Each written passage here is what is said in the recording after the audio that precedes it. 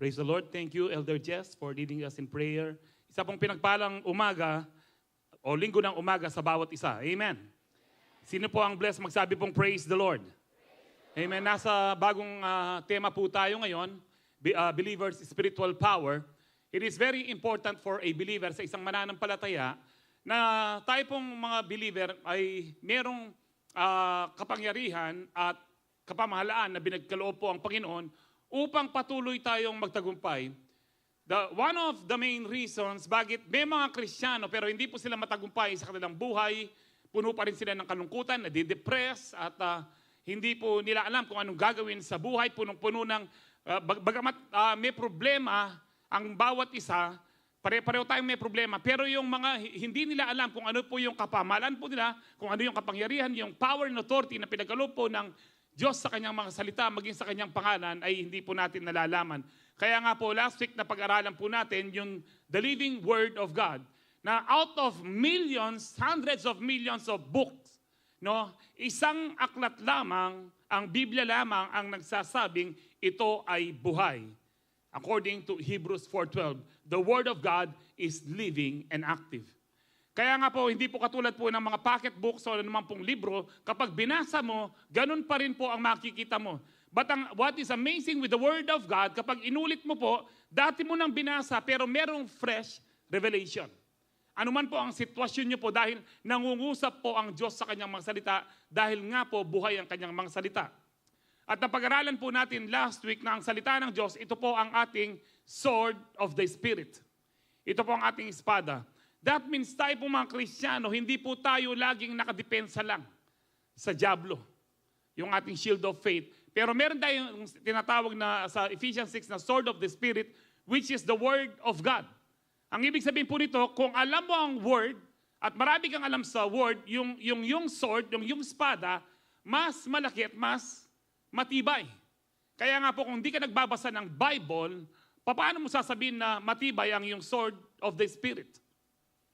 Para saan po ang sword? Pang depensa, hindi po pang atake. Kaya nga po, binigyan po tayo ng authority ng Panginoon na kahit sa paggising pa lamang po natin sa umaga, pwede na po nating atakihin ang diablo pagkatapos po nating magpuri sa pangalan ng ating Panginoon.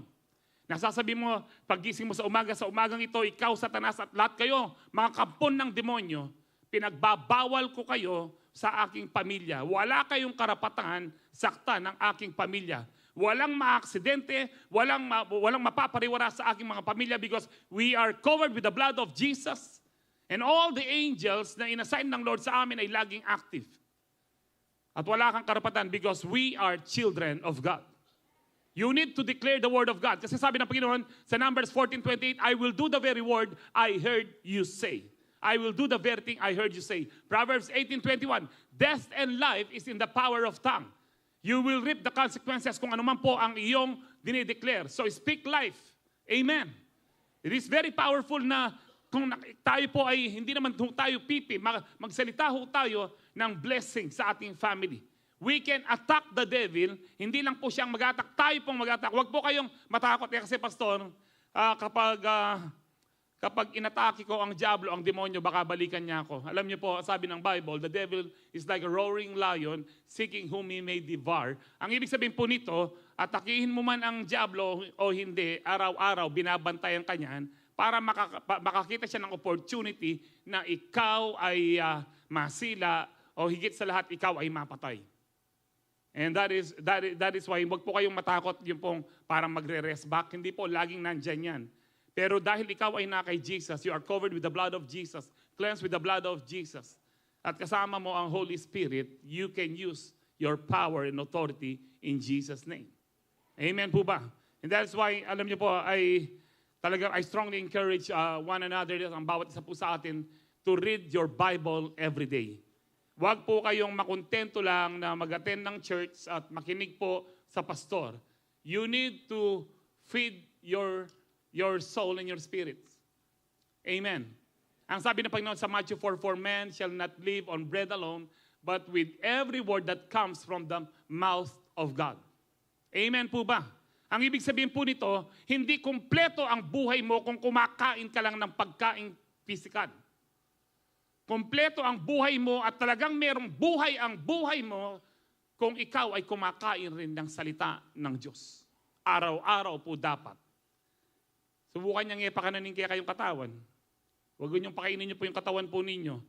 Baka ngayon nga lang po, magpipreach ako, medyo mahaba niyan, magugutom na po kayo. Tagal ng pastor na yan. Kakalamba na naman yung pastor. Maranap na ako. How much more, na peka-importante po yung biyatam, yung kakatang spirito, yung spirito po natin, dapat pakainin po natin. Amen. And that is why, alam niyo ho, sa ating po mga buhay, kailangan po nating laging nagme-meditate at nag-aaral ng salita ng Diyos upang maging matagumpay po tayo. It is the sword of our spirit. Now, so much for that. And yung pong gusto niyo po ma-replay ang ating mga sermon, pwede po kayong pumunta sa YouTube sa Light Shines TV. Nandun po lahat ng ating sermon, maging sa ating FB page, no, Calvary Temple Philippines, makita niyo ho doon. It's very important for us to be reminded and i-review po natin ang ating ang mga napag-aralan. So today, ang pag-aaralan po natin, one of the spiritual powers na binigay po sa atin ng Panginoon na kanyang pangalan, the powerful name of Jesus. Na kanina pa po natin inaawit, it's so powerful to even say or sing the name of Jesus. Amen? Sino po nakaramdam po ng power po ng Panginoon kanina? There is power in the name of Jesus. You need to believe this. There is power in the name of Jesus. Alam niyo po, before, bago ko basahin ng ating text, alam po natin na ang makapangyarihan po ang pangalan ng ating Panginoong Yesus. Madalas na babanggit po natin, it is the name above all names. Saan po nakalagay yan? Sa Philippians 2:9-11. Ang sabi po dyan, therefore God exalted him to the highest place and gave him the name that is above every name, that at the name of Jesus every knee should bow in heaven, on earth, and under earth.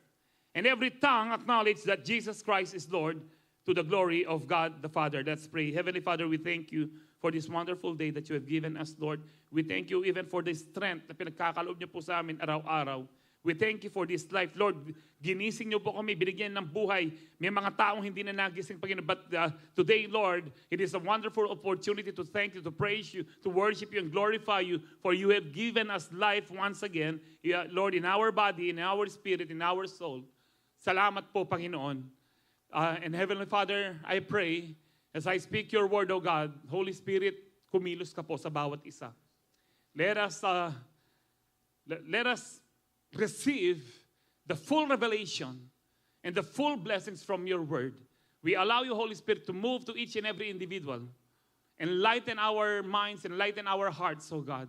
And as we believe, receive your word, I declare healing, deliverance, salvation be upon your people, and let there be peace and joy as we receive your word this morning.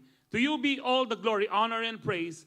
In Jesus' powerful name we pray. Ang lahat po yung magsabi ng Amen. Palakpakan tayo po yung Lord. Hallelujah. Praise God. Ang sabi po dyan, God has given Jesus the name that is above all names. Ang ibig sabihin po nito, wala pong anumang pangalan noon, ngayon, at sa mga darating pang mga bukas na hihigit sa pangalan ni Jesus. Kahit po mga pangalan po ng mga hari dito, Prime Minister, Presidente, wala pong kwenta ang mga yan. And even ang pangalan po ng Panginoon in the spiritual realm, ito po ang pinakamataas na pangalan na pinagkaloob po ng Diyos. Na para po sa atin lahat ay maligtas. Na ito po ang ating pag-aaralan maya-maya. So ang sabi po dyan, that at the name of Jesus, every knee should bow. Saan po? In heaven, on earth, and under earth. Ang ibig sabihin po dyan, the whole creation, one day, pagdating po ng Panginoon, at malapit na po yun, malay nyo, mamaya. Malay nyo habang nagsasalita po ako. Kapag dumating po ang Panginoon, lahat mula po sa langit, dito sa lupa, at sa ilalim ng lupa, opo, meron po sa ilalim ng lupa, nandiyan po yung tinatawag pong Hades sa Greek, at Sheol sa Hebrew, na sa atin po, simpleng term po natin, impyerno po ang tawag po natin. May mga nilalang po na nasa lupa, mga demonyo, mga taong namatay na hindi tumanggap kay Kristo, na hindi kumikilala kay Kristo, but one day, pag dumating po siya, na dumadagundong po, punong-puno ng kidlat, napakaliwanag ho, every knee will bow at the name of Jesus and declaring Jesus is Lord. Jesus is Lord. Amen po ba? And bakit po name above all names? What about the names of God in the Old Testament? Yung pong Elohim, Adonai, El Shalom, El Shaddai, Jehovah Jireh, Jehovah Rapha. Opo, pinakamataas pa rin ang pangalan ni Jesus. Dahil halimbawa po yung Jehovah Jireh, noon po kapag i-address mo ang Diyos in the Old Testament, depende po yan sa pangangailangan mo. Kung nangangailangan ka po ng mga physical needs mo or financial needs mo, you address Him as Jehovah Jireh, the God who provides. No, kapag nangangailangan ka ng kagalingan, you address Him as Jehovah Rapha, the God who heals. Siya ang ating healer. Pero sa name po ni Jesus, kaya nga po, name above all names, yung lahat ng pangalan ng Diyos in the Old Testament, ilinagay sa isang pangalan, and that is the name of Jesus. That is why the name of Jesus is the name above all names.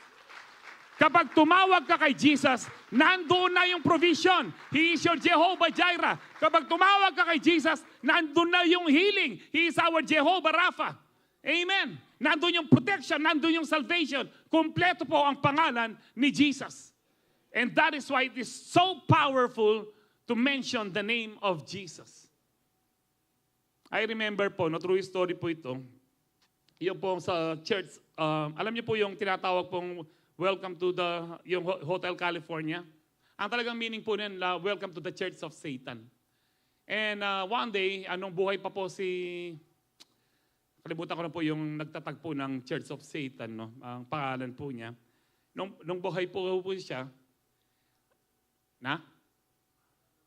Anton LaVey. Thank you, sir. Anton LaVey. Ayan po si Anton LaVey, nung buhay pa po yan, meron pong na-invite po doon ng kaibigan niya, Kristiyano. Nung nakita po nila na puro demonic activity, nabulong lang po niya, Jesus. Sabi po niya. Alam niyo po si Anton LaVey, napaluhod. Hindi, sabi niya, sinong nagbanggit ng pinagbabawal na pangalan? That is how powerful po ang name of Jesus. But ang kailangan po dito, ay hindi lahat merong karapatan gamitin yung name of Jesus. If you accepted the Lord Jesus as your personal Lord and Savior, meron kang karapatan gamitin yung name of Jesus. Nasa Book of Acts ito, one day, the 7 sons of Sceva, nagpapalayas po sila ng demonyo. Ganito po silang nag-a-address. In the name of Jesus, whom Paul preached. Ang sabi po niya. Yung pinangaral ni Pablo, sabi po niya, the name, lumayas ka. Yung pinapangaral ni Pablo na si Jesus. Alam niyo po, one day, ibig sabihin po nun, nakalagay po, one day, sabi po, sumagot po yung demonyo. I know Jesus, I know Paul, but who are you? Alam niyo po, yung demon possessed, pinagbubugbog po sila, yung 7 sons of Sceva, at hinubaran. Bugbog sarado, nakahubad pong umalis po. Bakit? Wala silang relasyon kay Jesus. If you want yung pong power, the authority, na ikaw ay authorized na gamitin ng name of Jesus, simply accept Jesus as your personal Lord and Savior. Pastor, paano bang tatanggapin si Jesus? Sabi po ng Romans 10:9, if you believe in your heart, if you confess with your mouth, and believe with your heart that Jesus is Lord, you will be saved. Ayan po, sabi po yan, if you declare with your mouth, Jesus is Lord, and believe in your heart that God raised Him from the dead. Amen. Alam niyo pong buhay ang ating Panginoon? You will be saved. Ganun lang po kasimple. Walang maraming drama. Just believe in your heart that God raised Him from the dead. Believe in your heart and confess with your mouth, Jesus is Lord. Jesus is Lord. Amen po ba? And alam niyo po ba, ito pong sinulat ni Pablo sa mga taga-Philippi na that the name of Jesus every knee should bow. Alam niyo ba, the God of Old Testament is the same God in the New Testament. Ang Diyos na nagdeklara po dito sa Isaiah 45:22-23, sabi niya, turn to me and be saved, all you ends of the earth, for I am God and there is no other. Kailangan po mag-sink in po sa ito, wala ng ibang Diyos. Hindi po totoo yung Diyos ng mga Muslim, yung Allah, si Confucius, si Buddha. Walang ibang Diyos. Walang ibang Diyos kundi si Jesus lamang. The God of the New Testament and Old Testament. Pero tingnan niyo po, itutuloy ko po. Sabi diyan, by myself, ang sabi diyan, I have sworn, my mouth has uttered in all integrity a word that will not be revoked. Sabi po diyan, itong aking salita na hindi pwedeng hadlangin, hindi pwedeng i-revoke, hindi pwedeng nawala ng effect, hindi po, lagi pong nandyan ho yan. Buhay po ang salita ng Diyos. And then sabi diyan, before me, every knee will bow. Ang nagsasalita po dito, the God of the Old Testament, Jehovah, Yahweh. Amen. Nakukuha niyo ho ba ito? Before me, every knee will bow and every tongue will swear. Alam niyo po, ang sabi po ng Panginoon sa Exodus 20, thou shalt not worship other gods before me.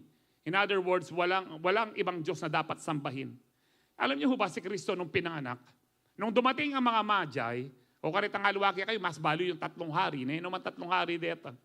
No, dumating ang mga Magi, they bowed down and worship Jesus. Hindi sila binawal ni Mary and Joseph. Oy, huwag niyo worship, tao lang yan. And then, makikita, nung nag-resurrect po siya, winorship po siya. Nung nasa bangka na pinatigil po niya, winorship po siya. Tingnan niyo po yung Book of Revelation. I am the Alpha and Omega. Si John mismo nag-worship po. Simply because Jesus is God. Ayaw po paniwalang dito ang iglesia na manalo na tao ay Kristo. We agree with that na tao si Kristo, pero hindi lang tao lang. Siya ay Diyos na nagkatawang tao. John chapter 1, in the beginning was the Word, and the Word was with God, and the Word was God. Verse 14, and the Word, sino po yung Word? Si Jesus, and the Word became flesh. And the God who created everything became a human being. Dapat po maliwanag po yun. Mga po nakakasabi yun ng iglesia ni Manalo, tampaling niya po itang verse ito. Na si Kristo ay hindi lang tao, siya ay Diyos na nagkatawang tao. Hindi po matanggap ng ibang tao na, pwede bang maging tao ang Diyos? Meron ba mahirap sa Diyos? Amen? Alam niyo bang pwede pong mag-anyong anghel ang Diyos? Nung nagpakita kay Moses, nag-anyo po siya ng apoy in the burning bush. Walang imposible sa Diyos kung anumang anyo ang gustuhin po niya. Because with God, nothing is impossible. Amen po ba? Kaya isa lamang po ang Diyos. Now, yung name of Jesus na nagkatawang tao, ito po ay name din po ng Father. Saan po natin makikita yan? Kaya nagtatanong, ano ba ang name ng Father? Ito po, John 17:11. I will remain in the world no longer, but they are still in the world. Ang sabi po dito, and I am coming to you, Holy Father, protect them by the power of your name, the name you gave me. Ang nagsasalita po dito si Jesus. Prayer po niya ito para sa mga disciples po niya. At para din po sa atin na nananampalataya ngayon. Sabi ko dyan, protect them by the power of your name, the name you gave me. Ano po yung binigay sa pangalan ni Kristo? Jesus. It is also the name of the Father. That is why it is the name above all names. Lahat po na nakaunawa doon, magsabing amen. Kaya sabi po niya, so that they may be one as we are one.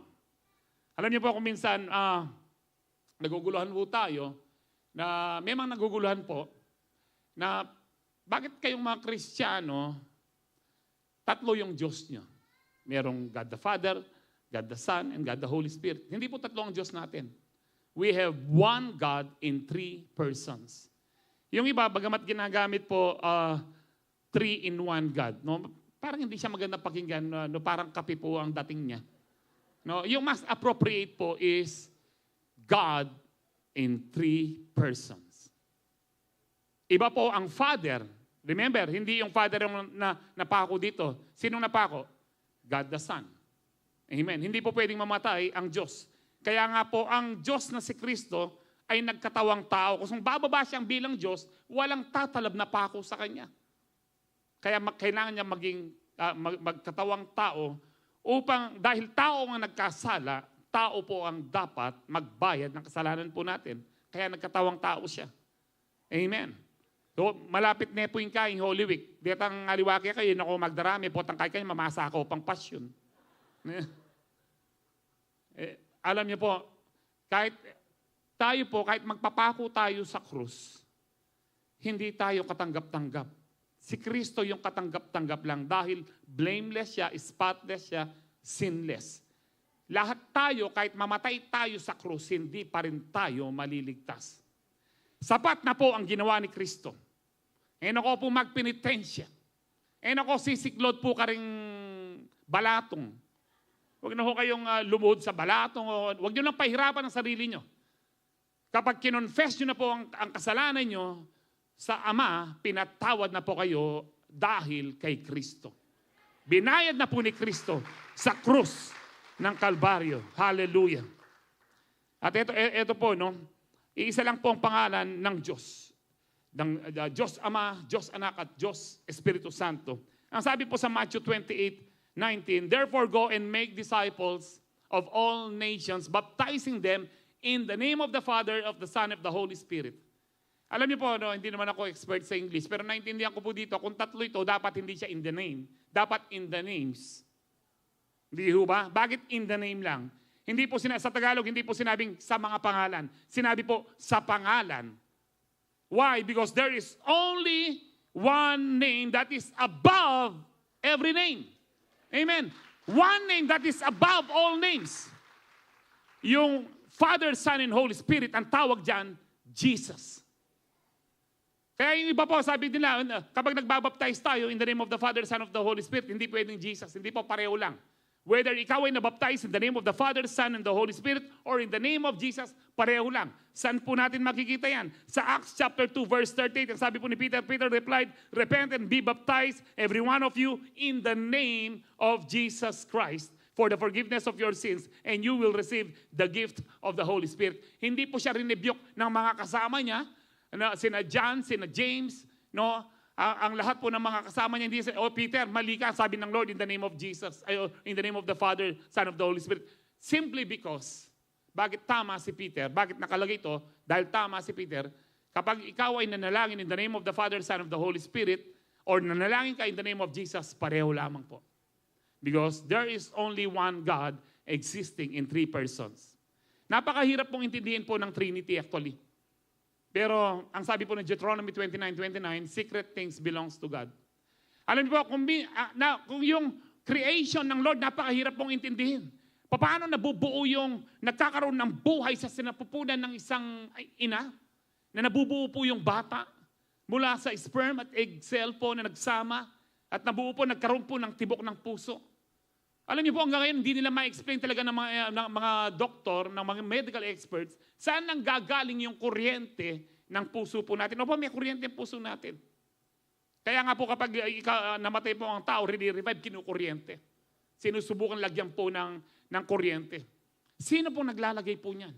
Walang iba, ang buhay po yan galing sa Diyos. Hindi po natin maunawaan yon. Marami po sa mga creation, think about all the creations naman nakikita po natin, hindi po natin maunawaan. How much more the Creator? Ang tawag po sa Diyos is the infinite God. Ang Diyos na hindi masukat-sukat. Immeasurable God. Ang tawag po sa kaisipan po natin, our finite mind. Limited mind. Alam niyo po before, no, nagsimula po akong mag-smartphone, iPhone 4. Regalo po ng misis ko ngayon, nagre-regalo po siya. Praise the Lord.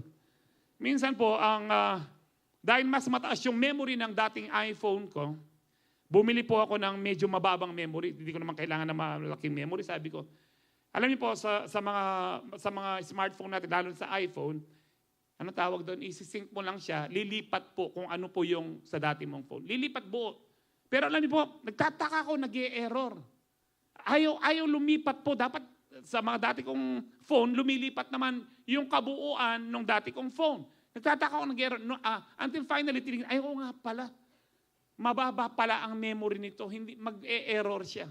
Kung baga po, gusto mo mag-download ng file sa computer mo, sa iyong flash disk or memory card, or mas tinatawag po natin USB, maliit, yung dina-download mo, nasa 5 gig po siya, yung ano mo lang is 1 gig. Mamurit siya. Kaya nga po yung utak natin yan, huwag kayong maniwala na talagang matalino kayo. Without God, you are nothing. Wala po talaga, lahat po tayo mangmang without Jesus. Apart from me, you are nothing, ang sabi ng Panginoon. Kaya nga po kung pipilitin mo na unawain yung pagka-Diyos ng Diyos, mamurit ka. Dahil hindi po yan kakasya yung infinite God, immeasurable God, dito sa finite, limited mind po natin. Anong kailangan po natin? Kaya nga sabi ng Diyos, if you have faith, faith is enough. Lord, hindi ko man naintindihan. Lord, hindi ko man naintindihan ang nangyayari sa aking buhay, pero nananampalataya ako na mabuti ka. Meron kang mabuting plano sa akin. Faith works.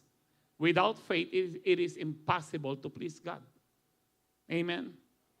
Amen. Kaya huwag niyo pong, hindi, kailangan maunawaan ko ito. Hanggang panumano ka, mamurit ka. Hindi mo, sapat na po yun. Kung hindi ka, alam niyo po, kung hindi ka nag-agree na God is in 3 persons, paano ka mag-agree ngayon po? Ilang milyon kaya yung churches na nakabukas ngayon? O libo na lang? Naniniwala ho ba tayo na nandito ang Diyos? Amen. E naniniwala din yung mga milyon-milyon na churches ngayon na nandun ang Diyos. Paano yun? Paano natin unawain po yun? Nung kita mong atlo, kabisang maniwala, o kaya pa milyon-milyon na chewing gino. Di ho ba? Nagpe-pray ako gabi-gabi. Nagpe-pray din ho ba kayo gabi-gabi? Eh nasa akin ang Diyos. At ba kaya kayo mo naman? Siyempre. Pero, hindi natin maunawaan yon. Because secret things, ang sabi ng Deuteronomy 29:29, secret things belongs to God. Huwag na yung pakialaman yung di natin maintindihan. Dito na mong antin dyan mo. Amen. O yung smartphone mo, may manati dyan, makananuya yan. Di ho ba? Intindihin mo pa yung Diyos. Ang importante po dito, buhay ang Diyos. Amen. Buhay ang Diyos. At ang importante po dito, Jesus is Lord. Jesus is alive. And He is coming back again for you and for me. So there is only one name in all creation na kailangan po nating i-acknowledge, i-honor, at sambahin. Mag-start na po ako, sobra na po ako sa intro. The name of Jesus is the most powerful name, and we have, number 1, salvation in His name. Ang sabi po ng Acts 4:12, there is no one else who has the power to save us, for there is only one name to whom God has given authority by which we must experience salvation. And that is the name of Jesus. So wala na pong pangalan. Ako mamaos kung kani-kaninong Diyos-Diyosan. Kapag tumawag kayo kung kani-kaninong Diyos-Diyosan, pupunta kayo sa langit-langitan. Amen ho ba? No, wag po kayong maniwala na maraming daan po ang langit. Isa lang po ang daan ng langit. Ang pangalan po nun ay si Jesus. Amen. Only one name. Only one name is given to us in which we can be saved because there is only one Savior of the world. And His name is Jesus. Alam niyo po, yung iba po sa inyo, kung minsan pati yung namatay ninyong mahal sa buhay, tinatawagan nyo. Bali ibang demonyo lang rin makibat kaya kayo kanita.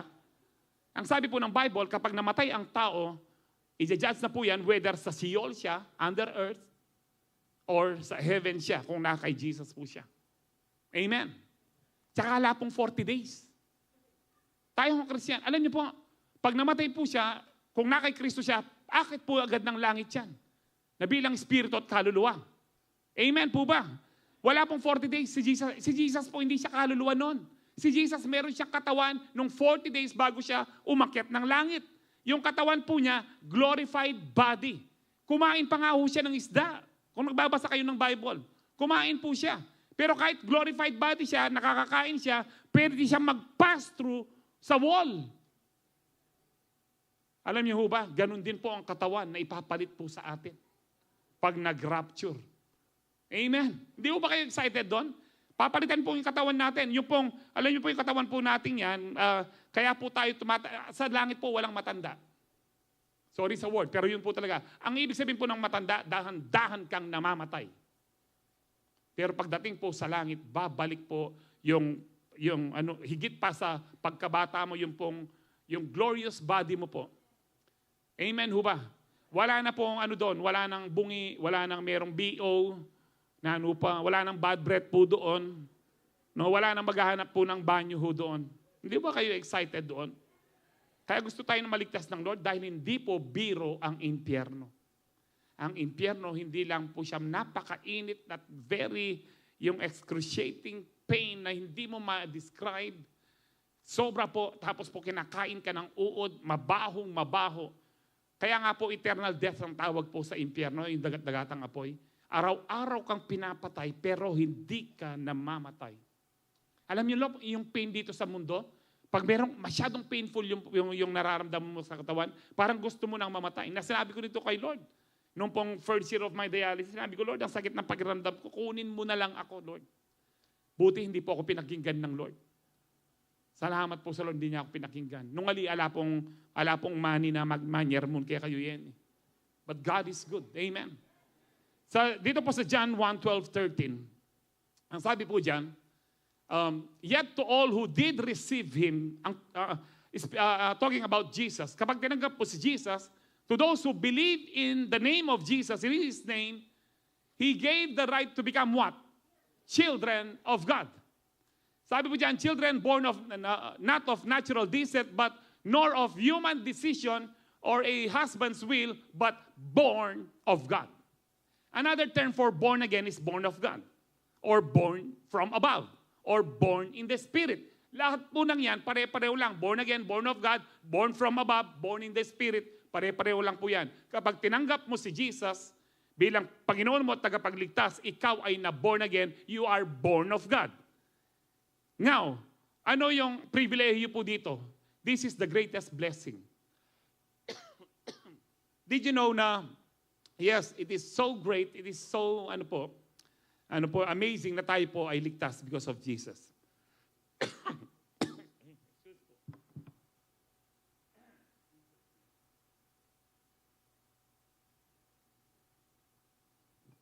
And praise the Lord, hindi lang po tayo ligtas. Ang pinaka-greatest blessing of all, ginawa niya tayong mga anak niya.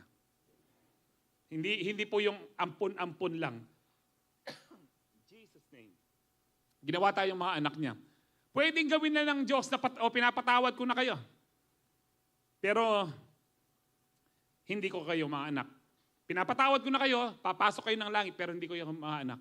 And that is why mas blessed tayo sa mga angels. Ang mga angels nasa langit. Ang mga heavenly beings nasa langit, pero hindi sila mga anak ng Diyos. Tayo po, pagpasok natin sa langit, hindi lang tayo ligtas. Mga anak ng Diyos po tayo. Amen. Hindi lang po sa langit, ngayon pa lang. In Jesus' name. Ngayon pa lang ho, binigyan ka ng karapatang maging anak ng Diyos. Alam niyo po, yung iba ang yayabang po, anak lang ni mayor, anak ni governor, no? Pero walang kwenta po lahat ng yan compared nung ikaw ay anak ng Diyos. Ipinanganak ka sa Espiritu. Kaya born again in the Spirit. Ang na-born again, yung Espiritu mong dating patay o hiwalay sa Diyos, nung tinanggap mo si Kristo, nagkaroon ng buhay. Kaya ikaw ngayon ay ligtas because of Jesus. Amen. So 1 John 2:12, sabi dito, I remind you, dear children, your sins have been permanently removed because of the power of His name. Wala na ho yung mga kasalanan po natin, tinanggal na po because of the power of His name. Pinatawad tayo ng Lord. Amen. Kaya nga po, meron pong quotation na gusto ko pong i-correcto. Marami pong gumagamit po nito. No? Lalo na rin maka-online. Siguro po ito, manalbe kayo. Yung sinasabi po natin, I am a sinner saved by grace. That is wrong. That is wrong. I am a sinner. Sa Tagalog po, ako ay makasalanan, ligtas sa biyaya ng Diyos. No, ang tama po I was a sinner, saved by grace. Dahil walang sinner na papasok po ng langit. Dati akong makasalanan. Ibig sabihin ng makasalanan, mahilig sa kasalanan. Pero ngayon, ligtas ako sa biyaya ng Diyos. Hindi ka na makasalanan. Nagkakasala tayo, yes, pero hindi na tayo nag-e-enjoy sa kasalanan. Kung sinasabi mong Kristiyano ka, nag-e-enjoy ka pa rin sa kasalanan, maggadwa ka, misip ka, pasibayo. Dahil ang tunay na Kristiyano, hindi na nag-e-enjoy sa mga kasalanan. Dahil nasa iyo na ang banal na Espiritu. Amen. Nagkakasala tayo, yes, pero hindi tayo alipin ng kasalanan. Amen po ba? Dapat naintindihan po natin to. Kasi sabi po dyan, yung ating sinful nature, lahat ng kasalanan po natin, permanently removed by the power of the name of Jesus. Amen. Ganito po katindi ho ito. Kung nagkakasala man tayo, sabi ng 1 John 1:9, palinis po tayo, nadumihan po tayo. Sabi niya, if we confess our sins, He is what? Faithful and just. Hindi niya sinabing, if we confess our sins, He will think about it for 24 hours or for 1 week. Hindi po, agad-agad patatawarin ka ng Diyos. Ganun po kabuti ang Diyos na hindi rin natin maintindihan. Tayo mga tao, hindi po ganyan. Hindi, ayoko mo na makita, hindi ko mapatawad ngayon yan. Sa Pasko na lang. May mga ganyan ho tayo. Pero ang Diyos, ang sabi po niya, kung ikaw ay ikukumpisal mo ang kasalanan mo, diretso sa Diyos. He is faithful and just and will forgive us our sins. And ano pa? Purify us from all unrighteousness. Lahat ng ating karumihan, our wickedness, impurities, unrighteousness, lilinisin po ng ating Panginoon. So Jesus has permanently taken away our sins. Amen. Number 2, the name of Jesus is the most powerful name and we have direct access to the Father. Diretso na po. Dapat ito po ang ating malaman din. Let me define first kung ano po ang ibig sabihin po natin sa access. Access is permission, liberty, according to the dictionary, or ability to enter, approach, or pass to and from a place, or to approach or communicate with a person or a thing. Ang mga synonyms po nito is entrance, entry, way in, means of entry, ingress, approach, means of approach sa Tagalog, daan, paglapit, pagpunta. Amen. So ang ano po, dito po sa lupa, sa atin ho, meron po tinatawag na access road. Pwede kang halimbawa po kung sarado po itong Agapito Street, pwede kang dumaan dun sa kabilang street. Access road po ang tawag po doon. Dito po sa ating building, hindi lamang po yung main stairs doon ang access papunta manaog po tayo dito. Pwede tayong pumanik at saka pumanaog po dito. Dito rin po sa side. Kaya lang, hindi po lahat allowed. No? Meron, ang sinasabi ko, may access po dyan. Meron din pong access dito sa side na ito. Yung ating spiral na chair po dyan. Access pong tawag po dyan para makapunta ho dito. Now, because of the name of Jesus is so powerful, meron tayong direct access sa Father. Did you know, in the Old Testament, until po dun sa New Testament na ipinako sa krus ng ating Panginoon, hindi po pwedeng pumunta sa Holy of Holies ang sinuman. Dapat yung high priest. At yung high priest dapat, pag pumasok po ng Holy of Holies, kasi ano po yan, no? Yung outer court, inner court, the holy place, and then the Holy of Holies. Yung sa tabernacle, o sa temple. Now, yung sa Holy of Holies, once a year lang papasok ang ano ho doon, yung high priest, dapat po blameless siya, spotless siya, wala siyang kasalanan. Otherwise, mamamatay po siya sa presence ng Lord. Now, nung sinabi po ni Jesus, nung nakapako po siya sa krus, it is finished. Napunit po yung about 4 to 7 meters po ang taas po ng kortina. Alam niyo po gaano kakapal. Yung pong kortina dyan, wala mang 1 inch po yan, napakanipis po, baka wala mang 1/8 inch po yan. Yung kortinang napunit dun sa Holy of Holies, nasa 7 to 9 inches thick. Makarano may pipyan nita, pipyan may pinggamat nita. Pero nung sinabi lang ni Lord, it is finished. Ang sabi po niyan, ibig sabihin niyan, meron na tayong direct access sa Father. Dati kaaway tayo ng Diyos. Ngayon, pinagbati tayo. We were reconciled. 2 Corinthians chapter 5, we were reconciled by Christ, no, to God our Father. Dati ang tingin ng Diyos sa atin kaaway, pero ngayon, mga kaibigan na tumanggap kay Kristo. Amen. Sabi po sa Ephesians 2:18, and now because we are united in Christ. Sabi niyo po, united in Christ. Paano tayo united in Christ? Nung tinanggap po si Kristo, nag-unite na kayo ni Kristo. Nakipag-isa ka kay Kristo.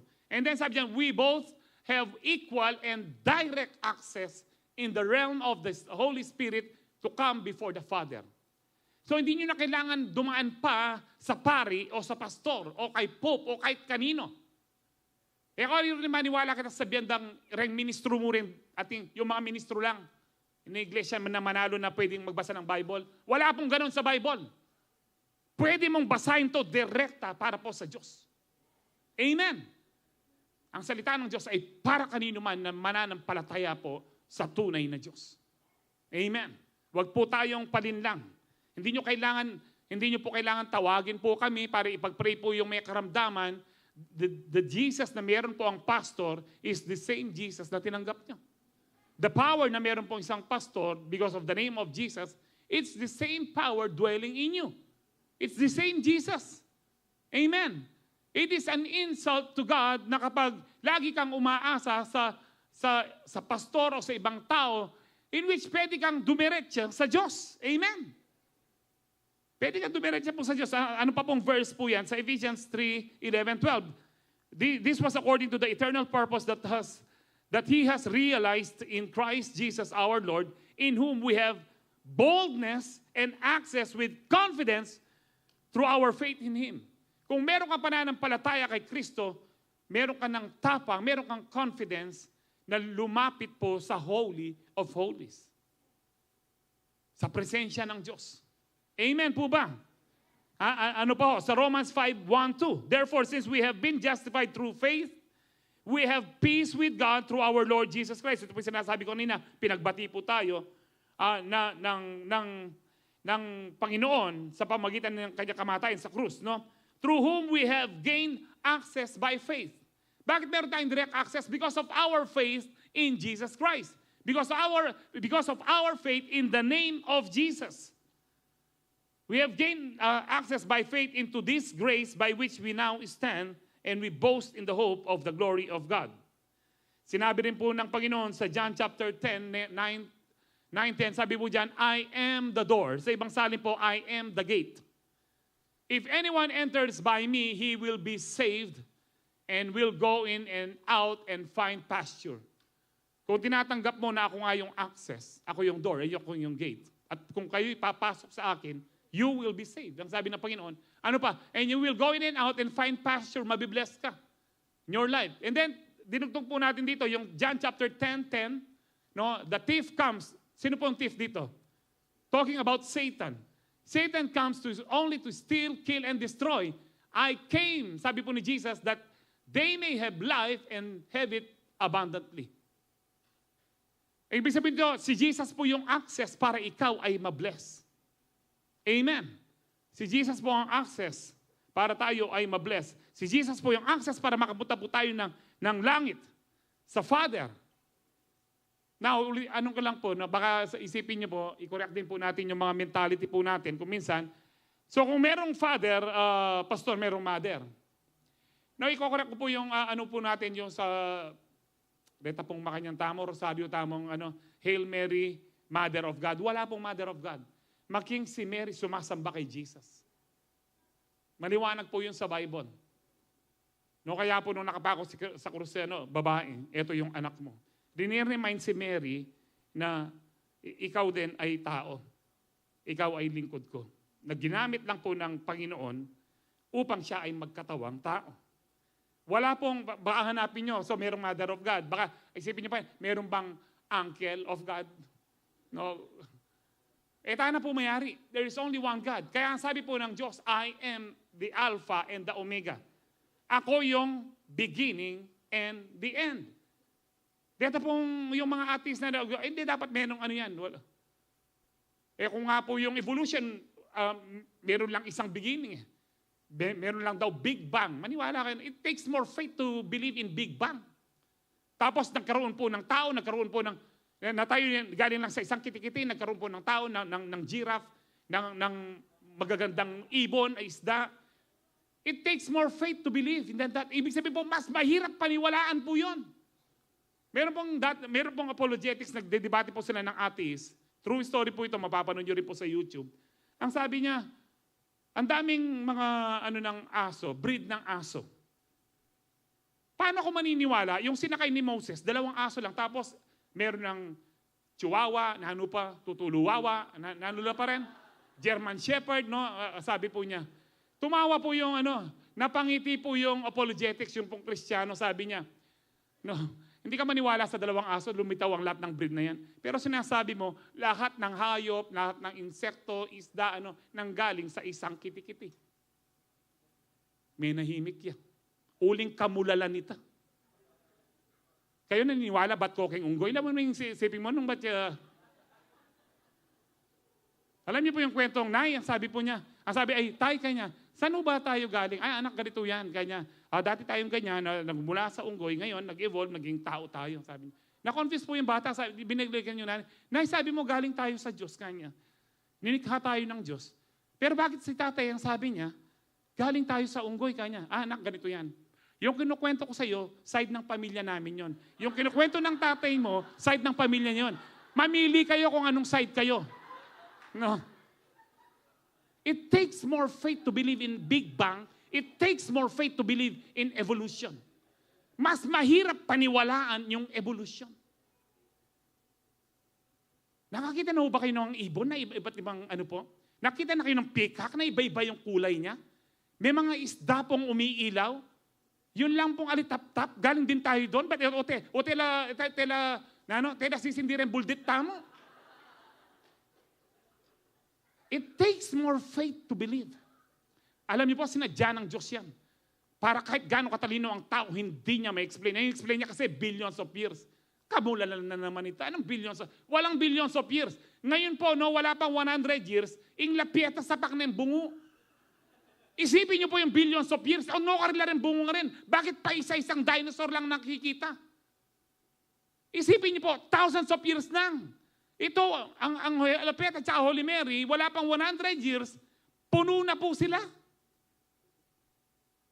Alam niyo po, mga engot na lang tayo maniniwala kayong billions of years. No ka rin lahat ng butol-butol. No, nasaan yung ano. Did you know na during the 18th century, nasa ano lang ho tayo, less than 1 billion? 18th century. 19th century nakalipas, 100 years. After 200 years, more than 200 years, ilang billion na tayo ngayon? 8 billion. Ngayon, isipin mo kung tayo magtatagal ng ilang milyon dito, palagay yun. Yung mga mukha natin magsisiksikan na, salwana. It takes more faith. Mas mahirap paniwalaan. And yet, maraming engot na naniniwala because akala nila intellectual sila. This is finite mind. You can never explain the full creation of God. You can never explain yung divinity ng Diyos. Never. And it takes faith to believe. And that is why we are saved by faith alone in Christ. You are not saved because you understand everything. You are not saved because you can comprehend everything. Hindi ka ligtas dahil naunawaan mong lahat. Kahit hindi mo naunawaan, kung meron kang pananampalataya, ligtas ka. Sabi mo sa katabi mo, ating kang chance. Amen. Praise the Lord. Sabi po ng John 14:6, Jesus answered, I am the way, the truth, and the life. Ito po yung inawit natin kanina. You are the way, the truth, and the life. We live by faith and not by sight. Anting dyan tayo naman kakanta tama. Nawalan ba natin yung kinanta? Sabi dyan, I am the way, the truth, and the life. No one, pag sinabing no one, meron pa bang iba? Alanapin eh. No one comes to the Father. Ang ibig sabihin po ng Father, the source of life. Kaya po Father. Di ba may tinatawag pong Father of Biology? Father of Engineering. Ibig sabihin, sila ang pinagmulan. So, kaya tinatawag natin ng Diyos na Father, siya ang pinagmulan ng lahat. Kaya po Father. So, no one can come to the source of life, to the Father, except through me. Alam niyo po, minsan napanood ko po si Oprah Winfrey. Kilala niyo po si Oprah Winfrey? Sabi niya, lumaki siyang Kristiyano, isang Baptist. Pero sa aking edad na ito, napagtanto ko na hindi lang isa ang daan, papuntang langit. Sabi po niya, pwede kang dumaan kay Kristo, pwede kang dumaan daw kay Buddha, kay Allah, kung kaninong Diyos. That is not true. Si Buddha, hindi po siya may-ari ng langit. Si Allah, hindi siya may-ari ng langit. Si Jesus ang may-ari ng langit. Merong tinatawag na highway papuntang langit. And yun po ang highway na pangalan, Jesus. Hindi, ang sabi ng ilan, kasi pastor, pwede kang pupunta ng Manila, either mag-expressway ka o isang access road, MacArthur Highway. Na anong palagay yung Banwa, Manila? Walang squatter sa Walang squatter sa langit po. Hindi mo pwedeng i-compare ang langit sa Isa lang po ang daan na tinakda ng Diyos na tayo ay maligtas. Yun po ang pangalan, si Jesus. The only way, si Jesus lang po ang papunta po ng langit. Amen. So wag na po tayong tatawag kung kani-kanino man. Amen, huba. John 14:13-14. Ang sabi ho dito, you can ask for anything in my name and I will do it. Matindi. Ang nagsasalita po dito si Jesus. Matindi po ito. Pwede kang humiling ng kahit ano sa aking pangalan at gagawin ko. Sabi po niya, so that the Son can bring glory to the Father. Yeah, yes, ask anything. Ask me for anything in my name and I will do it. Sabi po diyan, so that the Son can bring glory to the Father. Ang ibig sabihin po niyan, alam niyo po, gustong-gusto ng Diyos na tugunin ang ating mga panalangin. Gustong-gusto ng Diyos na ikaw ay ma-bless para mag-glorify po ang Father. Kaya kapag merong mga answered prayers, nag-glorify po ang Father. Alam niyo ba, sabi ko kagabi, may mga nagte-testimony kung minsan, ganito po sila, na buti na lang po, kahit papaano nakakain po kami, you are not bringing glory to the Father. Kapag ikaw ay anak ng Diyos, manampalataya ka, natutugunin ng Diyos ang lahat ng iyong pangangailangan. No? In fact, wala pong Kristiyanong nakadesign po tayo para mga utang. Tayo ang binibless para tayo ang magbigay, hindi tayo ang manguutang. No, hindi ko kayo kinokondem yung may mga utang. You need to renew your mind. Anak ako ng Diyos, bakit ako manguutang? Ang sabi ng Panginoon sa Deuteronomy, there shall be no poor from among you, because I am your God. Yakong Diyos, yung kalulu kayo. Mangailangan. I'm not saying na dapat milyonaryo tayo. Ang sinasabi ko dito, if the Lord is our shepherd, hindi tayo magkukulang. Ang Panginoon ang aking pastol, hindi ako magkukulang. Kapag may kailangan ka, magbayad ka ng kuryente, ng tuition fee ng anak mo, ibibigay ng Diyos. At the right time, at the right place. Hindi tayo magkukulang. Tayo dapat ang nagbibigay. Amen po ba? Bakit? Sabi po dyan, the Son can bring glory to the Father kapag po meron tayong mga answered prayers. Amen. Ganito po kabuti ang Diyos. Hindi po totoong, Lord, ba't di mo ina-answer ang prayer ko? May problema. Baka meron kang mga compromises sa buhay. Or baka nagdududa ka. Sa John 15:16, you did not choose me, but I chose you and appointed you so that you might go and bear fruit. Bakit tayo pinili ng Diyos? Para tayo magbunga. Anong klaseng bunga? Fruit that will last. Palagay nyo, ano yung mga bunga na maglalast? Aside po dun sa karakter natin na merong love, joy, peace, patience, kindness, goodness, gentleness, faithfulness, self-control. Ano po yung bunga na magtatagal? Bunga po ng kaluluwa. Tingalwa kaya kayo, balay bunga ng alton eh. Bunga po ng kaluluwa, ang balabanggit dito, ito po ang maglalast po talaga. Kung kayo ay soul winner, sinishare nyo ang gospel, sabi dyan, and so that whatever you ask in my name, the Father will give you. Amen. One of the reasons why bakit wala tayong answered prayer, hindi tayo nagbubunga. Hindi natin sinishare si Jesus. You need to share the gospel. Share Jesus. At kapag nag-pray ka in the name of Jesus, ano man ang hilingin po natin, ang sabi po dyan, the Father will give you. This is one of the reasons bakit wala tayong answered prayers. Sino na po dito sa inyo ang sinyer nyo sa Jesus? Boldly. Dahil nyo na, pilalamo. Kung nanggagawan yung makaluklukken, kaya yung linuklukken, muli kayo makatana naman ng biyeyo. Kaya ba't si siya niyang ginuna? Lord, atay may pa-answer ng prayer ko, may gaten na akong church. Ang isang sikreto po, you need to share Jesus. You know why? Bakit hindi nyo sinishare si Jesus? Because you really don't believe kay Jesus. If you really believe that there is only one God, one Lord, one Savior, hindi ka mahihiya na ikalat mo si Kristo. Salamat, may ginaning amen. Putang blessing kanya na nakarakaling amen. Sino po dito ang gusto nyo ma-answer ang prayers nyo? Share the word of God. Bear fruit. If you are bearing fruit, ang sabi po dyan, fruit that will last.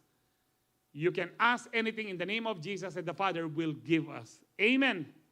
Now, dito po sa 1 John 5:13-14, sabi dito, I write these things to you who believe in the name of the Son of God so that you may know that you have eternal life. Ang sinasabi po ni John dito, kausap niya mga Kristiyano. Alam niyo kaya ako sumulat, wag na kayong magduda. Kapag kayo ay tumanggap sa Panginoon, nananampalataya kayo, naniniwala kayo sa Kanyang pangalan, meron na kayong eternal life. Ang sabi po ni John dito. And then, this is the confidence we have in approaching God. Kasi po, ito po ang ano natin, can we ask anything? Anything ba? No, anything that if we ask anything according to His what? To His will, He hears us. When you pray in the name of Jesus, yung pong anything, Pastor, hindi po pwede yung, Lord, pinagpipray ko po itong kapitbahay kong chismosa, sana mamatay na. Walang ganun po sa name of Jesus. Lord, Pinagpipray ko po habang nagsusugal po ako. No? Sana po manyambot ko, Lord. Mag-tights na ako man. Mamuting-muting. Walang ganyan sa pangalan ni Jesus. Lord, tataya po ako ng loto. Pwede pa yung mga pinrich si Pastor Manny, yung mga yan po lumitaw sa loto. Wala pong ganyan sa pangalan ni Jesus. Maliwanag ho ba ito? Maging kulto tayo na patsema kanyan po. Kahit hindi ka tumaya ng loto o magsugal, no? Sa loto, sugal, lalo ka manghihirap. Pero yung magtiwala ka kay Jesus, ikaw ay pagpapalain ng Lord. Hindi ka magkukulang kahit kailan. Kung bakit ko po sinasabi ito, naranasan po namin itong mag-asawa. Uulitin ko po, yung time na sinabi niya sa akin 2007, Joe, wala na kang pag-dialysis. Wala ka ng pag-dialysis. Alam mo po, sabi ko, Lord, sinabi mo. Sinabi ni King David, mula nung bata siya hanggang tumanda siya, wala pa siyang nagpakitang lingkod mo na nagpalimos ng tinapay. Hindi po ako magpapalimos, Lord. Hindi ako mang-uutang. Kung talagang tunay kang Diyos, you will provide, sabi ko po. Pinatunayan po ng Diyos magpahanggang ngayon.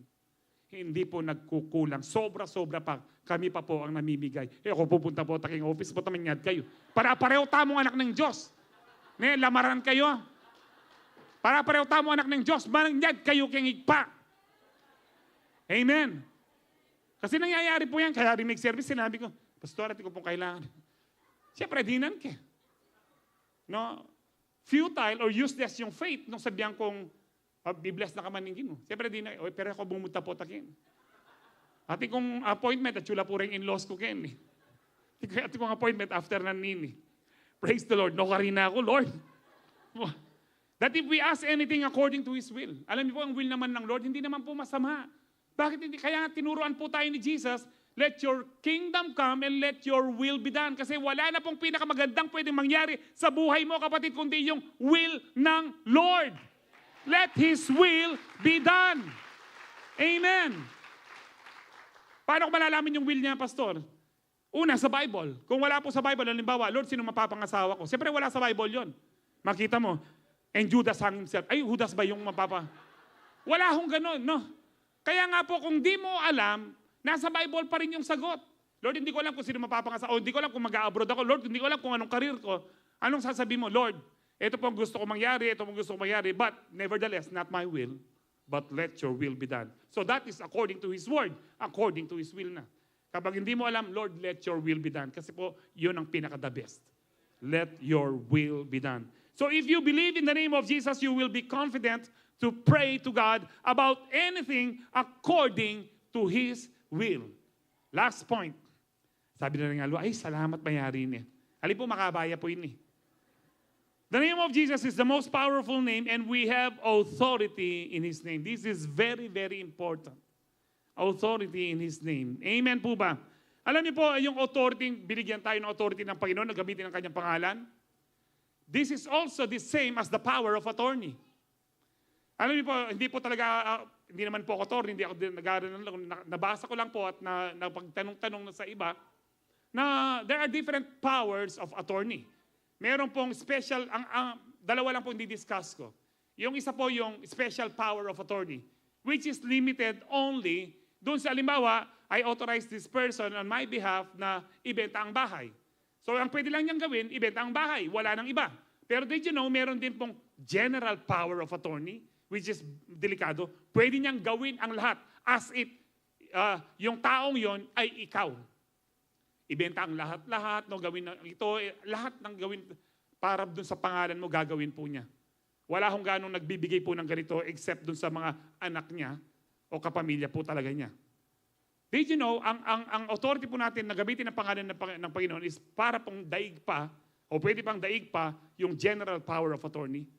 As if we are representing Christ. Ang sabi po ng Colossians, we are seated with Him in the heavenly realms. Paano nangyari yun? Nandito tayo, pero nakaupo tayo daw sa kalangitan, sa kanyang trono, kasama si Kristo. Ang ibig sabihin po nun, yung authority ni Kristo in heaven, on earth, and under earth, ay ipinagkaloob din niya sa atin. Ganon po katindi ang authority ng isang mananampalataya, ng isang tunay na Kristiyano. Meron tayong power of attorney signed by the blood of Jesus.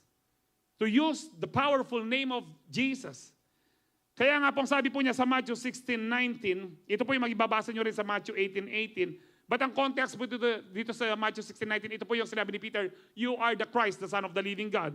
And then, bandang uli, sabi ng Lord, I will give you the keys of the kingdom. Sabi niyo po, keys of the kingdom. May mga susi po para po sa pagpapala sa kaharian ng Diyos. I will give you the keys of the kingdom of heaven. Whatever you bind on earth will be bound in heaven, and whatever you loose on earth will be loose in heaven. This is so powerful word na binigay po ng Panginoon sa atin. Bakit po I will po dito? Because during that time, hindi pa nag-resurrect ang Lord. Ngayon po, sa atin na. Nung kausap niya mga disciples dito, I will give you. Mamaya, babasahin po natin yung verse. No? Pero ang gusto ko tingnan dito, meron tayong kapangyarihan to bind, or sa Greek po, ang ibang meaning po ng bind dito, to not permit, to disallow. Yung pong to lose is to allow. Kaya nga po sa Tagalog, pwede pong pwede kang pagbawal mo, ano man ang pagbawal mo dito sa lupa, ipagbabawal sa langit. Matindi po ito. Baka hindi nyo po alam na we have this power. Now, ano man ang payagan mo sa lupa, papayagan sa langit. Of course, according to His will, according to His word. Amen. Ganito po katindi dito. Now, ang pag-bind po dito, baka po nagpe-pray po kayo, tapos meron kayong tinatali, hindi po pa. How do we bind and how do we loose? Using our mouth. Na sinasabi natin, ikaw Satanas, pinagbabawal kita. Wala kang karapatan hamakin ang aking pamilya. Saktan ang aking pamilya. Wala kang karapatan bigyan ng cancer ang aking pamilya. In Jesus' name. Isa pong susi po yun. Kung ano man po yung gabi, kung ano po yung problema nyo sa bahay, ano man po, ipagbawal nyo po. Kayong mga demonyo dito, demonyo ng palibuntok, demonyo ng danop, na ano pang kayo pong, potang maranop yung tao, yan, demonyo eh. Magalway ugali, ale. Kaya nga po, ipagbawal nyo po, talian nyo po sa pamamagitan ng inyong bibig. Na pinagbabawal kayo. Ano po, ang pinapayagan ko lang sa aking pamilya ay yung pagpapala ng Diyos. Ang pinapayagan ko lang sa aking pamilya, hindi mga demonyo, kundi ang banal na Espiritu. That is how we bind. Example lamang po how we bind and loose. Amen po ba? Kaya nga po ito yung authority na binigay po sa atin ng Panginoon. Bakit po yung authority po niya is the same authority na binigay niya po sa atin. That is how powerful. But we need to operate in faith. Because without faith, you cannot please God. In other words, kung walang pananampalataya, hindi po magiging effective yung authority na binigay po sa atin.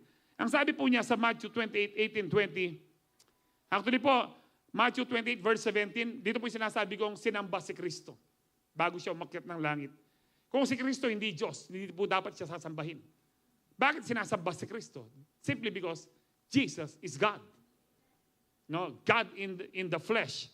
Now, sabi po dito, then Jesus came to them and said, all authority, sabi niyo po all authority, lahat ng kapamahalaan, sabi po dyan, in heaven and on earth has been given to me. Sabi, nag-resurrect na po ang Lord dito, bumaba po siya ng Sheol, ng Hades, para po, sabi po ng Bible, para mag-preach sa mga kaluluwang hindi na nananampalataya sa kanya noon. Kinuha po niya yung mga susi. Ang dating may hawak po ng susi, si Satanas. Siya po yung may hawak po ng authority po dito. Dati siya. Paano niyang ninakaw? Nung lilinlang si Eva at Adan.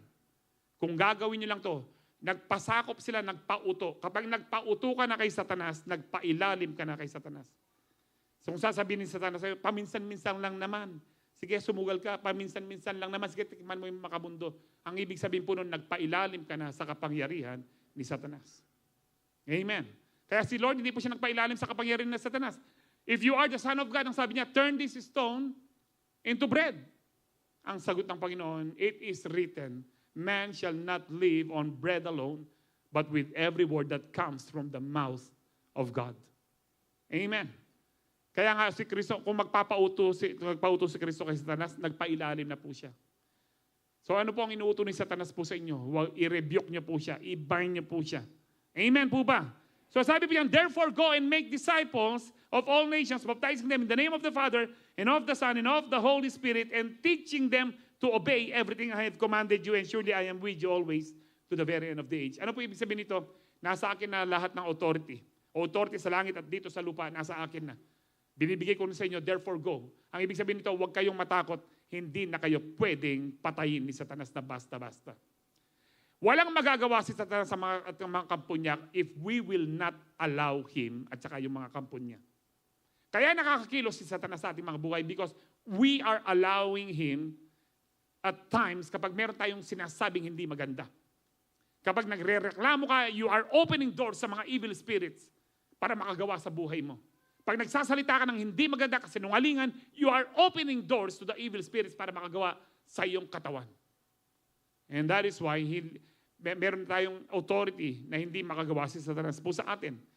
At yung first, yung pinaka-main goal ng Lord, bakit binigyan tayo ng authority is to preach the gospel. Preach the gospel.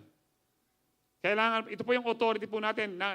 Ibig sabihin po niyan, kahit anong okasyon, may birthday man o debut, kung sinabi ng Lord, i-share mo siya, you need to share the gospel.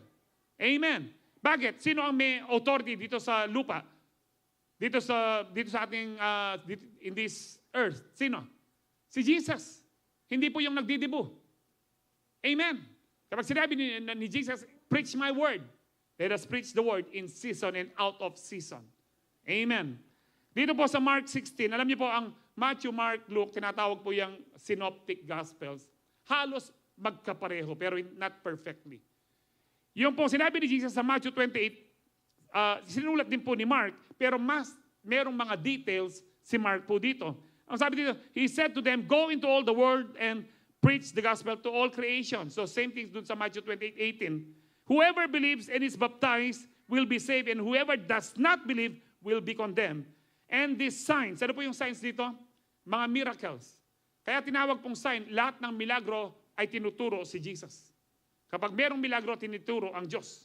Amen. And these signs will accompany those who believe in my name. Sino po yung mga believers sa pangalan ni Jesus? Para po sa atin ito. Sabi diyan, in my name they will drive out demons. Pwede mong palayasin ang demonyo in the name of Jesus if you are a believer. If you are a believer. Ano pa po? They will speak in new tongues. Wala po akong time para ano po dito, pero importante po ang speaking in tongues. Magkakaroon po tayo siguro ng klase ng one Saturday para may discuss ko po ito. They will pick up snakes with their hands. They will drink deadly poison. It will not hurt them at all. Matindi po ito. Ano po yan, Pastor? Figurative and literal. Saan natin makita yung literal? No, si Paul minsan po natuka po siya ng viper. Inihintay na po siya nung na-shipwreck po sila at napunta sa isang island. Natuka po siya ng viper. Sabi niya, itong taong ito nakaligtas man sa pagkakalubog ng barko, pero hindi siya talaga makaligtas, makasalanan siya. Inihintay po siyang, ginyats po siya mamatay. Pero pinagpaglang po ni Paul yung ahas. At ang nangyari pa doon, gumawa pa ng mga milagro si Paul. Nagpagaling po siya ng may mga karamdaman. Kaya, this is also literal and figurative. Alam niyo po, meron po ako minsan na ka-debate po, nakikipag-debate po siya sa akin during early years of my dialysis. Isang Muslim. Una, sinishare po niya ako, tahimik lang po ako. Sinishare niya ako about kay Allah, ganito. Pero nung sinabi niya sa akin na, alam mo yung Bible ng mga Kristiyano, hindi siya totoo. Nagsalita na ako. Alam mo, maling-mali ka dyan. Ang Bible ng mga Kristiyano, ang pinakamatandang nasulat, si Job po kasi pinakamatandang nasulat, ang Book of Job. More than 3,500 years. Ang Bible nyo, nasa 1,600 years pa lang. Kinopya lang ni Muhammad at pinervert niya. Tapos yung sinasabi mong, kung totoo yung Bible nyo, hindi uminom ka ng lason, sabi sa magpatuka ka sa ahas. Alam mo, kako, marami sa Bible na mga figurative. Halimbawa, sa ating mga Pilipino, sabi ko sa kanya, kung sinabi sa yung itaga mo sa bato, tabakan may pining bato, ako kayo. Sabi ko sa kanya, mulala na ka mo nung tabakan may bato, ako. Alam natin ang ibig sabihin nun. Alam nyo ba, balo yung ibig sabihin ang itaga mo sa bato? Huwag mong kalimutan. Kung minsan yung mga tao, naiintindihan naman. Naiintindihan naman po natin kung ano ito. Ibig sabihin po nito, if you believe in the name of Jesus, meron kang divine protection. Marami pong natatakot nung magpa-vaccine kasi po marami ding namatay sa vaccine. Pero nag-pray po tayo dahil walang choice kung minsan dapat tayo magpa-vaccine. Nag-pray tayo na hindi tayo maapektuhan ng negative effect ng vaccine. Walang side effect. Kasi sabi dito, kahit merong lason, hindi kayo maapektuhan if you believe in the name of Jesus. Amen. Kaya wala tayong dapat ikatakot kung naniniwala ka, nananampalataya ka sa makapangyarihang pangalan ng ating Panginoon. And then, ano pa pong kapangyarihan bigay sa, they will place their hands on the sick people. Magle-lay hands po tayo and they will get well. Sila po ay gagaling. It's about time, Christians, na kapag meron pong karamdaman o merong nadidemon possess, huwag nyo na po kaming tawagan. The same Jesus na meron po kami, the same Jesus na meron kayo. Sabi po ni James, si Elijah was a human being like us, with a human nature like us. And yet when he prayed na hindi po uulan ng 3.5 years, it did not rain. And then he prayed again, na umulan po. Ang ibig sabihin po doon, same spirit na gumagawa ng milagro si Elijah, it's the same spirit na nasa inyo po. Kaya nga po, huwag nyo nang problemahin. Lord, sabi mo, I will lay hands on the sick and they shall recover. Amen. Kung minsan, papasok po sa isip mo, paano kung di gumaling? Di ba ganyan ang takot natin? Ito pong tanong ko sa inyo, paano kung gumaling naman at nabuhay? Amen. Alam niyo po, no, si Brother Alan, nandito po siya, nung pong halos paralyzed po siya. I think last month, ini kapatid na 2 araw po siyang di makakilos. Nagwiwiwi lang po sa isang plastic po sa, sorry na kaya. Pinapakita ko lang kung gaano po sa Pinag-pray po namin, linehans ko po siya ng una, walang epekto. Sabi ng demonyo, so wala. Nung medyo nakatagilid po siya, sabi ng Lord, pag-pray mo uli. Pumasok sa isip ko, paano kung gumaling? O nga, no? Sabi ni Lord, ilehans ko lang. Hindi ko na problema ang magpagaling. Ang trabaho ko lang, ilehans at ipag-pray. Yung magpapagaling, ang Holy Spirit. Dapat may faith ka. Alam niyo po, nung gabing pong yun, nakatayo siya. Kung napanood niyo po yung testimony, i-replay niyo po. Matindi po nangyari po. Nararamdaman po namin yung glory ni Lord. Yung physical therapist po niya, actually, in-offer niya po, sige, kahit magkano babayaran kita, pagalangin mo lang ako. Hindi po siya napagaling. Nung nagpunta po siya sa Medical City Pen, kapatid, kinonfirm po ng doktor, yung po nangyari sa kanya, imposible. Imposible. Pero sa Diyos, walang imposible. You shall lay hands on the sick and they shall recover. Amen po ba? Sabi po ng Lord sa Luke 10:17-20, the 72 returned with joy and said, Lord, even the demons submit to us in your name. Lord, alam niyo yung mga demonyo, Panginoon, sumusunod sila sa amin sa pangalan mo. And then sabi po ng Lord, he replied, I saw Satan fall like lightning from heaven. I have given you what? Authority.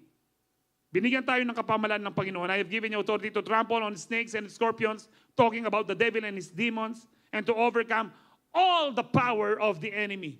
Nothing will harm you. Nothing will harm you if you will exercise your authority in the name of Jesus. Pero kung hindi mo in-exercise yung sword of the Spirit mo, which is the Word of God, hindi mo rin in-exercise yung power of the name of Jesus, the devil will hurt you and will try his best to kill you. But if you will exercise your authority, nothing will harm you. Nothing will harm you. Amen. And then, however, sabi dito, isa lang paalala, do not rejoice that the spirits submit to you, but rejoice that your names are written in heaven. Huwag lang kayong magalak dahil nakakapagpalayas kayo ng demonyo. Magalak kayo dahil tunay kayong ligtas dahil ang pangalan nyo nakasulat sa aklat ng buhay sa kalangitan. This is how powerful ang name po ng Panginoon sa atin. I remember po, before po tayong mag-conclude, 11:53. Siguro mga 1 p.m. tapos na po tayo. Okay lang po yan sa mga bisita po natin. Alam po, I remember po, nung I used the name of Jesus nung nakidnap po yung aking anak. 1-year-old po. Ito na po siya ngayon. Pwede ka tumayo, anak. Pakita mo yung beauty mo. Magatal na niya, mangamusta na naman. Paluin kita mamaya. 23 years old na po siya ngayon. Sabi ng mama ko, nung po nakatira kami sa bahay ng aking parents po noon, for some time tumira po kami sa Palmera. Iniiwan po namin kay mama ko yung Hi ma, I love you ma. Nanonood po sila from San Diego niyan. Sabi ng mama ko, tinawagan ako, Len, kanya. Len po ang tawag sa akin sa family.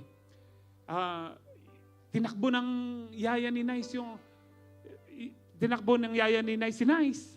Wala na siya, alam niyo po, ginawa ko, umuwi lang po ako. May mga kaibigan po ako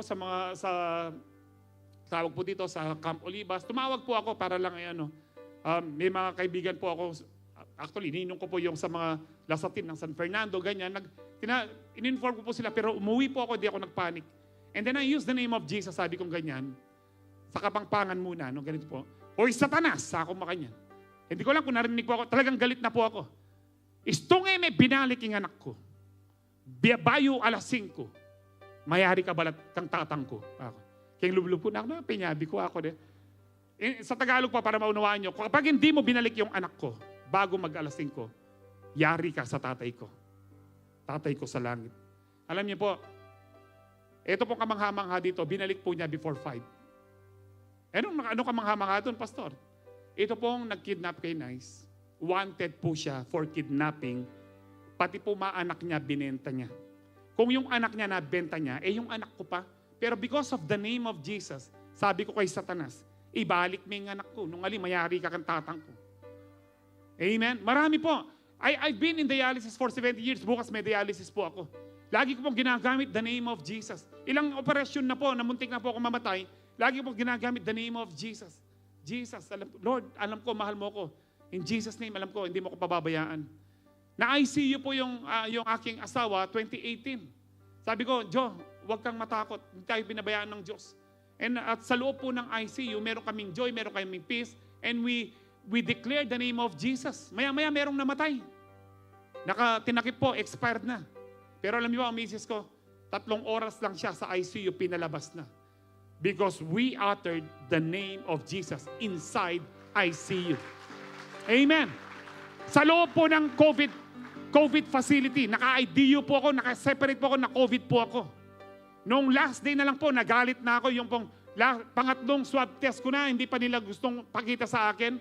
Sabi ko kay Satanas, sa araw na ito, Satanas, makinig ka. Sabi ng Lord, tumayo ka na dyan. Use your authority. Tumayo po ako. Para po akong siraulo. Satanas, sabi ko ganyan, habang naglalakad ako sa kwarto ko po. Sa Mount Carmel po ito. Hindi pwedeng hindi ako uuwi ngayon. Sawang-sawa na ako dito sa kwartong ito kako. Pauwiin mo kayo. Tinanong ko po yung nurse, sabi ko, uwi kami. Ay, alas 4 na po. Hindi na po kayo makakapagbayad. Hindi na po pwede yung mga insurances. Hindi. Sabihin mo sa kanila, magka-cash kami. Kaya abang no? Ganun po confident. Tinawagan ko po yung miss ko. Diyos, sabi ko, magka-cash tayo. Alam niyo po, ang mahal po.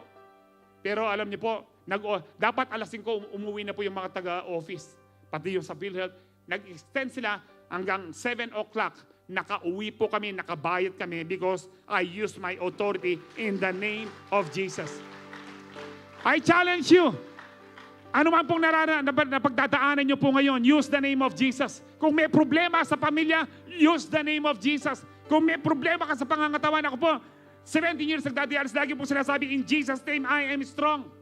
Gusto niyo pong patanayan ko? Sige, nga tangalauna. Hindi pa po ako kumakain nito kahit ano.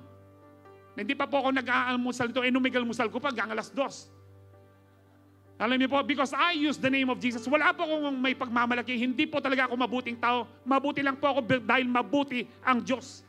At makapangyarihan ang pangalan ng ating Panginoon. So we can overcome all the powers of the enemy if we confidently use the powerful name of Jesus. Be confident. Be confident. Have faith in the name of Jesus. Mag-review na po tayo. The powerful name of Jesus. The name of Jesus is the most powerful name, and we have salvation in His name, direct access to the Father, authority in His name. Last verse lang po before we take the Holy Communion. Psalms 5:11-12. But let all who take refuge in you be glad. Let them ever sing for joy. Yun daw pong nananahan sa iyo, magalak. Let them ever sing for joy. Spread your protection over them, that those who love your name may rejoice in you. Do you love the name of Jesus? Meaning, do you honor the name of Jesus? Ang sa iyo, alam niyo po yung pangatlong commandment, thou shalt not misuse the name of the Lord your God in vain. In other words, we can use the name of the Lord our God para po sa tama. Amen. For healing, for casting out demons, for blessing. Kaya nga po, sabi dito, meron tayong favor. Sabi diyan, surely Lord, you bless the righteous. You surround them with your favor as with a shield. Meron tayong divine protection. If you honor, if you respect, if you love the name of Jesus. So let us continue to love and honor the name of Jesus to experience His favor every day. Amen. Shout Jesus. Jesus! Amen. Tayo po lahat ay tumayo. Let us take the Holy Communion. Ang sarap pong awitin nito, yung pong I speak the name of Jesus. Naawitin po natin ngayon. So as we are being served, let us worship Jesus in spirit and in truth. Hallelujah.